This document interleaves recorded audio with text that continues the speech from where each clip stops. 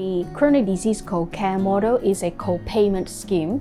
The initial design is thinking about that. The citizens have their own responsibility to take care of their own health.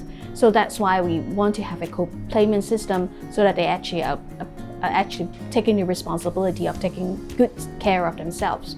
But we understand that there are some citizens in the society is actually financially less privileged. And then we are thinking in the process, in this co-care model, the chronic disease screening and assessment and then treatment model could be adopted in hospital authority. And the hospital authority has a robust mechanism to waiving all the fees for those underprivileged group. So we are now in the process of talking to the hospital authority, fixing the details, and hopefully we'll have the program implement for the underprivileged group sooner. This diabetic senile hypertension screening program, or say co-care model, is a pilot scheme. So it's a 3-year pilot scheme. Mainly because this is a program, we need to build a lot of infrastructure to enhance the primary healthcare system. So when the infrastructure is built, basically we can apply to other diseases. And we intended to do a holistic care rather than breaking patients or breaking systems into different organs or different diseases.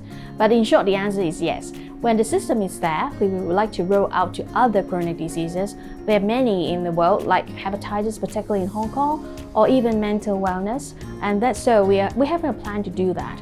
But at the first stage, we need to set up and settle the infrastructure first in order to build a more sustainable primary healthcare system for Hong Kong people. Basically, these are two different ordinances. For the tobacco control, the ordinance is actually banning all import of ASP, we say the alternative smoking products, ASP, into Hong Kong.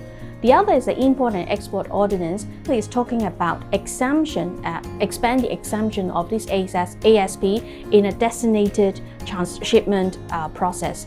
So it actually does not breach the original intent about tobacco control. So we do not believe that even with the import and export in a designated area, basically can affect our effort in controlling tobacco. Having said that, there are very robust systems in place to allow this transshipment.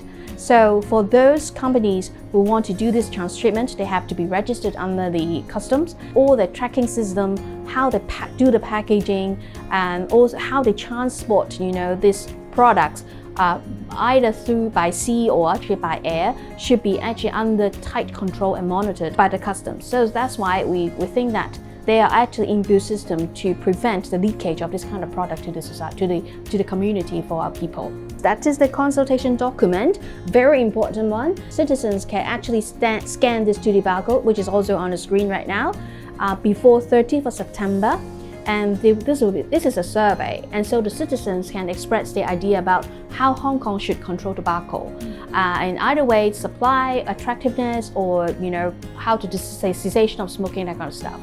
At the current moment, we receive thousands of feedback already, and we hope to get more basically from the public so that we know the next step, what we should do for the whole Hong Kong, for the benefit for the Hong Kong, and also the future, the younger generation of Hong Kong.